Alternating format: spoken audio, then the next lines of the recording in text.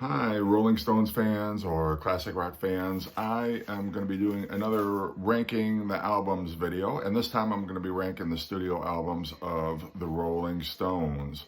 Now, this is going to be a list in order of least favorite to favorite. I'm not saying it's worst to best. This is just my own subjective opinion on the Rolling Stones discography, studio discography. Starting off with number 26, I'm going to go with Dirty Work. Just not a fan of this 80s albums. Mick Jagger and Keith Richards weren't getting along at this point. I think the album suffers as a result. Just the fact that the first single off the album was a cover song should tell you all you need to know. Just the 80s production is overdone. I don't feel the songwriting is all that strong, so that's going to be my number 26. Number 25, I'm going to go with Bridges to Babylon. Not a terrible album, just not my favorite.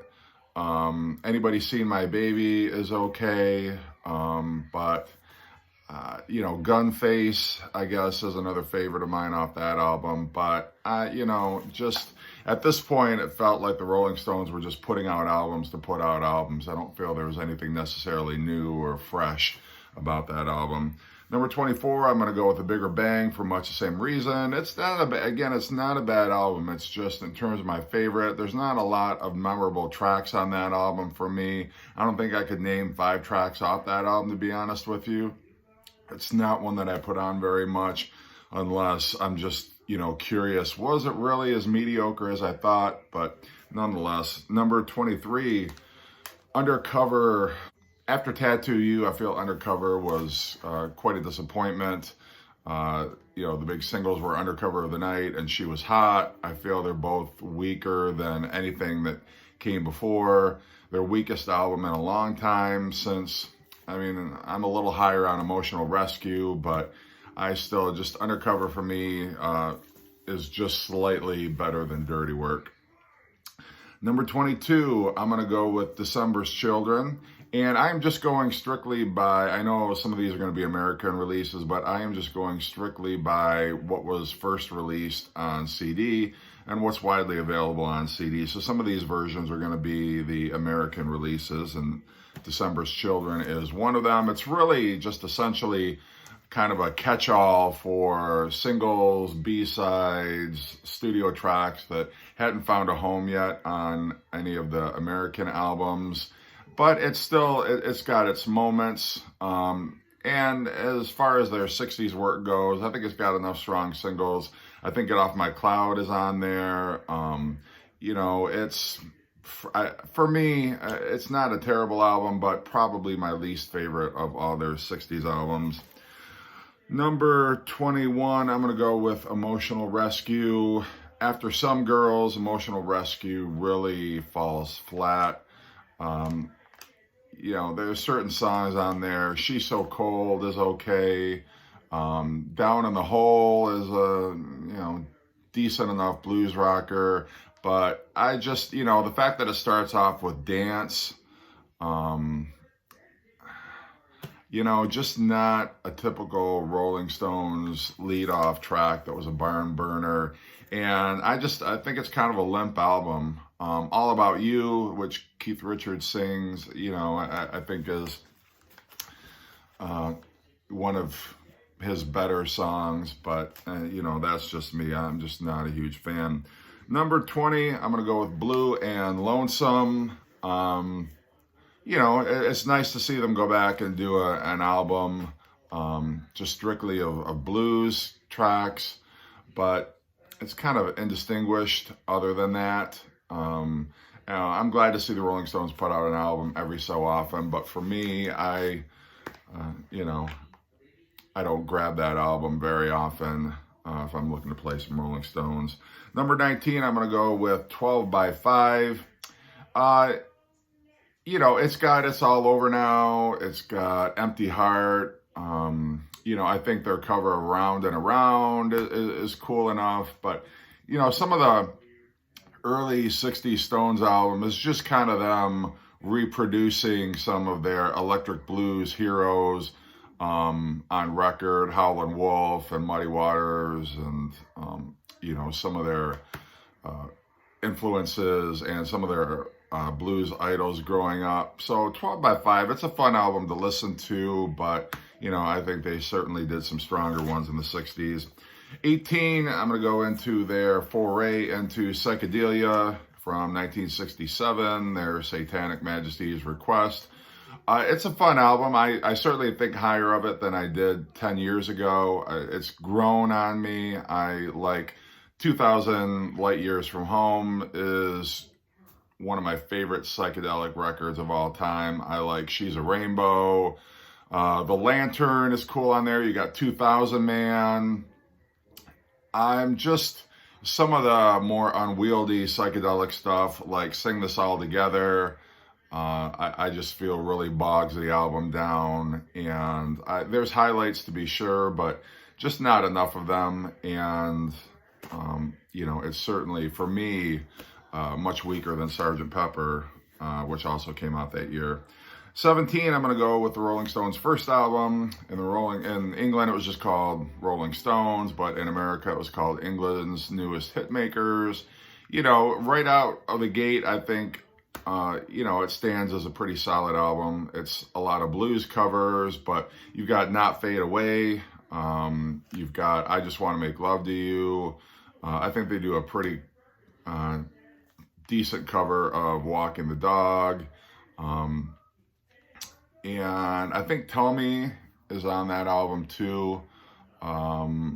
Route 66, I believe, is also on that album. So, it's just mostly, it's kind of for me, like their early stuff is a lot of like with the Beatles, where, too many covers at that point, and they hadn't really started songwriting in earnest, and were just mostly doing other people's material. But it's fine. I think they do a really respectable version of the blues tracks that they do cover. So number 16, Rolling Stones now, same for the reasons that I gave for 12 by 5 and England's Newest Hitmakers. I just like that one a little bit more. It's got Heart of Stone on it, or does it?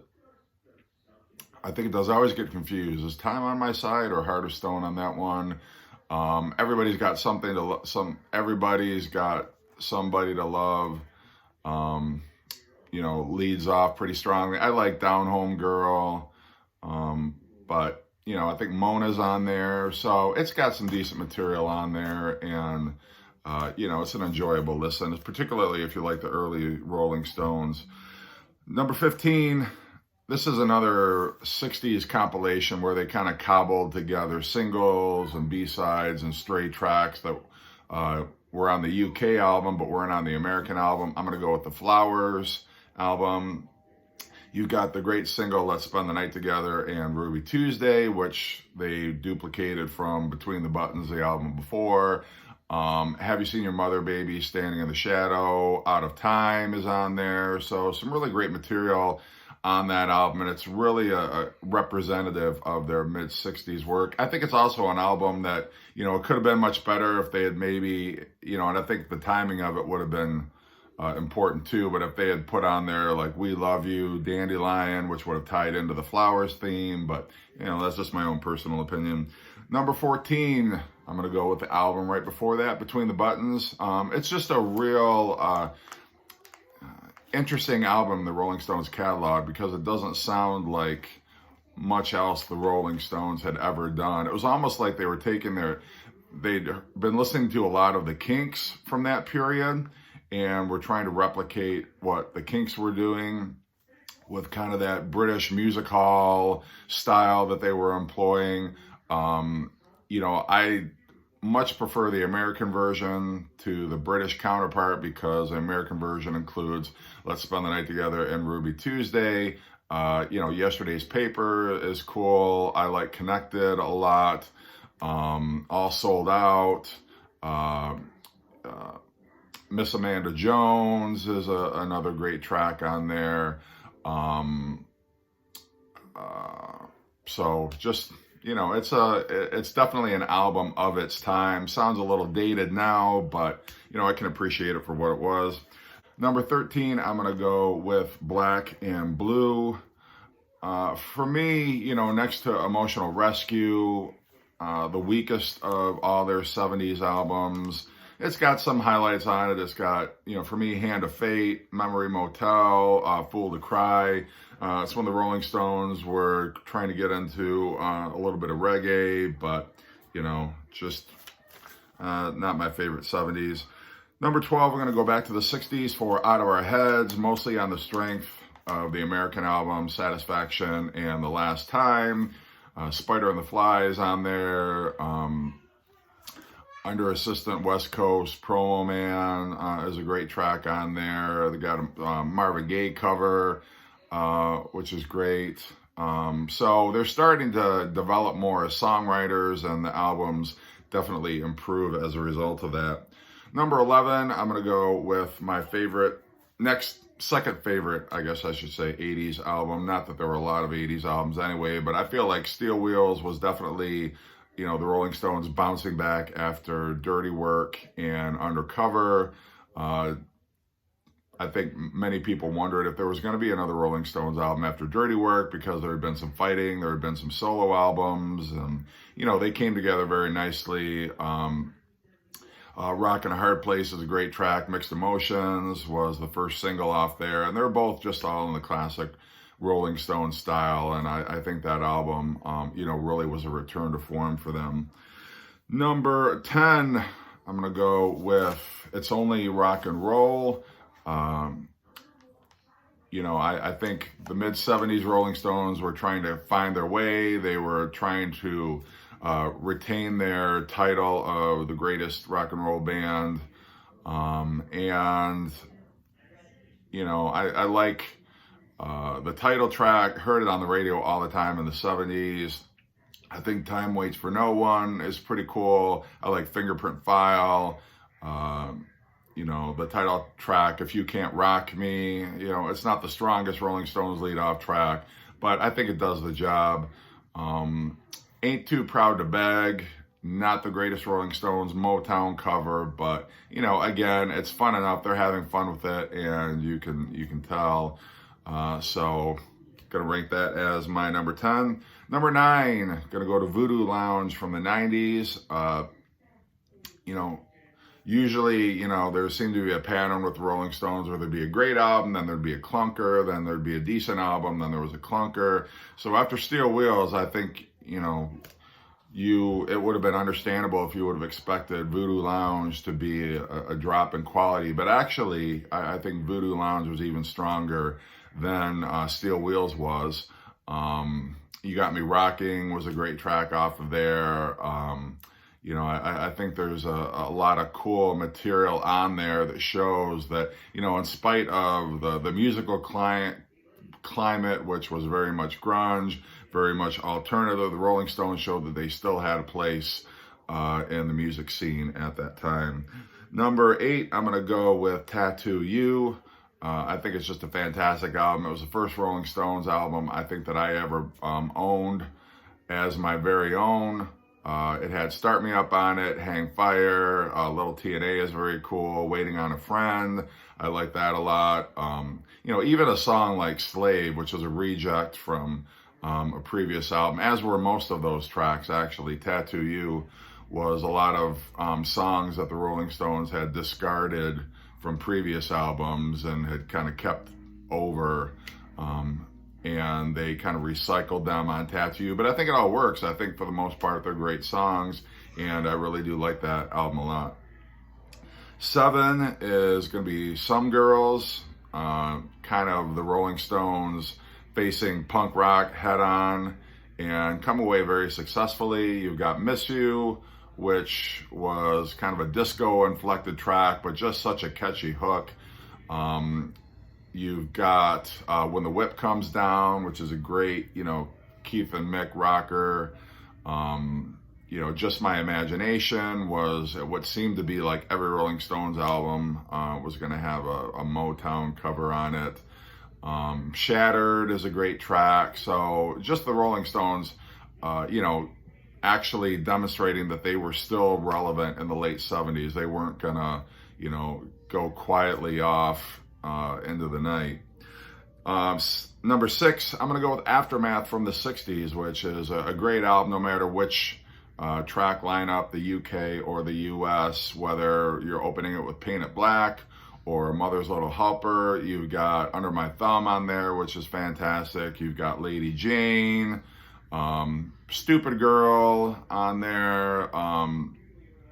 I Am Waiting is just an excellent bit of psychedelic pop that the Rolling Stones could write. So just some really classic moments on there when the Beach Boys were coming out with Pet Sounds and the Beatles were in between Rubber Soul and Revolver. The Rolling Stones were definitely holding their own in the mid-60s. Number 5, I'm going to go with Goat's Head Soup. And really, I might have ranked this album a bit lower until I heard the remixed version, the Giles Martin remix, which was released earlier in 2020. It really brings out a lot of the best elements of that album. I like, obviously, Do-Do-Do-Do-Do-Do-Do. Heartbreaker is a great song. Angie is great, but there's some hidden gems in there. I think Silver Train is great. 100 Years Ago is very cool. Star Star. So you've got a lot of classic Rolling Stones elements in there. It was their last album with Jimmy Miller, so the end of that classic era. But I think it's really a solid Rolling Stones early 70s album. Number 4, I'm going to go with the double album Exile on Main Street. Just really a flawless album. And it doesn't feel like a double album that has too much on it. I mean, there's so much classic tracks on there that, unlike some other double albums, I feel like the Rolling Stones definitely made the case that Exile is an excellent example of a double album.